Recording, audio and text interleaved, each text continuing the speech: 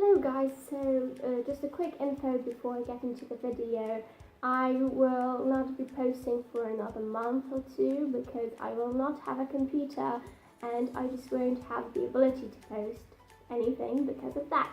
So if you could just wait patiently for me, that's great, and if not then I'm sorry. Today I decided to make a video on a very maybe weird topic, but since I figured it might be fun. Some of you might know that I study neuropsychology and neurobiology and neurotechnology, and studying neuropsychology, I've noticed just how many similarities there are between my subculture and psychology, and I decided to show you in this video today how psychology and the Gothic subculture are alike. Some of you might know, Goth wasn't always Goth. Goth used to be punk. From that, it all started in the Batcave, and from punk it just kind of turned into the Gothic subculture.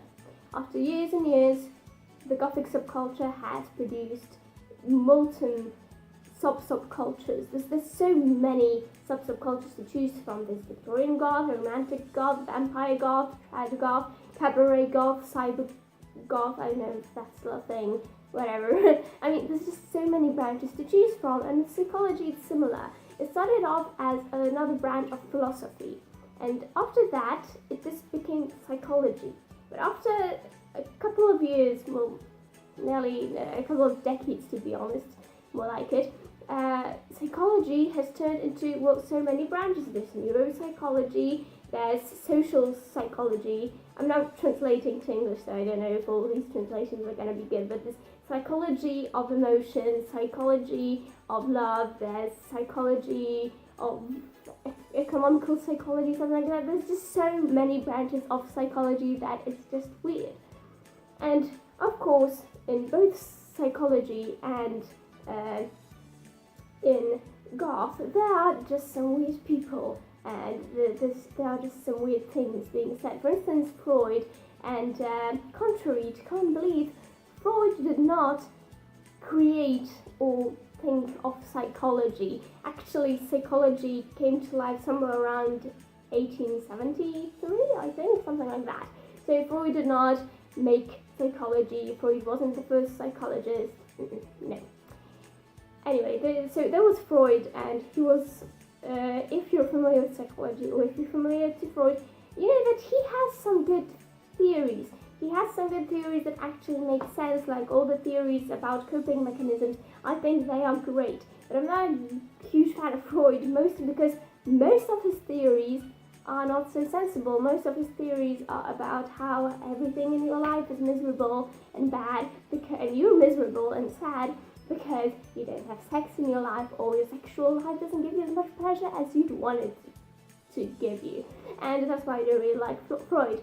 And as I mentioned, some theories that Freud produced are sensible and are useful the day to day, especially I think the ones about coping mechanisms. They are, in my opinion, very, very sensible, and they are still relevant. But the sex thing is just not relevant anymore, and hasn't been for a couple of years. Most people don't really think it's, I mean, come on, who in these times thinks that their life is miserable and are sad or suicidal or something because they didn't get sex that they want? That's just stupid. Sorry if I'm offending anyone here, and sorry if I'm gonna offend anyone with what I say now, but it's similar with the Gothic community. We've got subcultures that make sense, and then we've got those subcultures that make absolutely no sense. And I'm sorry if I offend anyone here, especially if someone's here that actually belongs to the subculture I'm gonna talk about now. But I'm talking about pastel goths. For instance, there are a lot of subcultures that I think are just bullshit, but pastel goth is the main one, and also I just don't want to piss off too many people, so I'm gonna focus on one. Anyway, so I have seen a couple of people do pastel gothy stuff, and in some occasions, okay, it is goth. Like for instance, maybe you've checked out Black Friday's impersonation of a pastel goth. She tried to look pastel goth, and that actually did look goth.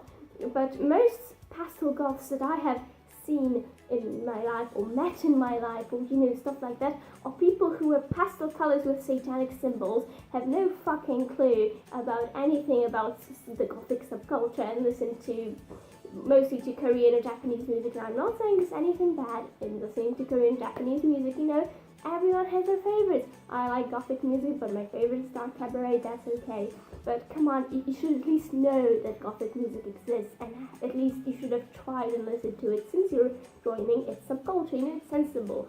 And, also, let's be honest, Goth in every subculture, well, maybe apart from cyber Goth, but as I mentioned, I don't know if that's still a thing, and if it's still a thing, I mean if it's still Goth, because steampunk used to be Goth, but now steampunk, I think, is a whole different subculture. So I'm not sure about the cyber Goth thing, because it might just be a whole different subculture. So I'm not going to talk about it, because I don't know if it's still Goth or not. Anyway. So as you might have noticed, in every subculture, black is our main colour. Whether you're Victorian Goth, trad Goth, cabaret Goth, or pagan Goth, you might use other colours, but black is like always the main one. Like I've got blue stuff, for instance, my hair, and I like to wear some purple jewelry or stuff from time to time. That is okay, but black is the main thing. And I just don't see how a subculture that centers around pastel colours has anything to do with a subculture that centers around black or vibrant, well, maybe not vibrant colours, but generally darker colours, unless it's something like Gothic Lolita, then I understand that, because for those of you who do not know, Gothic Lolitas are not goth. It's a part of the Lolita subculture that takes its inspiration from the Gothic subculture, but they're not goth, they're Lolitas that are inspired by goths. So unless pastel goth is something like that, that is, something utterly different, but they're inspired somewhat by the Gothic subculture, then that's okay. But if they're actually considered goth, then I just don't understand that. Maybe I'm just not seeing the whole view here. Maybe I haven't met any sensible pastel goths. If so, please enlighten me. I am open to critique. I'm open to new information, because I may be wrong. I may have just met pastel goth people that are not really goth, but maybe there are some out there. I don't know. Tell me, enlighten me. Anyway, so you see, in both in Freud and psychology used to be like a huge thing. I mean, come on, most people who don't study psychology or anything like that actually think he invented psychology. So Freud was one of the first bigger psychologists, although he wasn't even a psychologist. I think he was a neurologist or something like that. Anyway, so we've got bigger stuff that just doesn't make sense. Yeah, this video doesn't really make sense. I was just bored on the lecture from social psychology, which is just bullshit. I mean, it's not bullshit, but it bores me since I'm more into the brain stuff, and the social stuff doesn't really matter to me, since I hope to work in a laboratory in the future and cut open brains and stuff like that. I don't know. Anyway, and I was bored, and I just thought, hey, you know what? Psychology and the Gothic subculture are actually very similar. I'm gonna make a video about that, because why not? Anyway, thank you guys for watching. I hope this wasn't a waste of your time. I hope this wasn't too much bullshit or anything like that.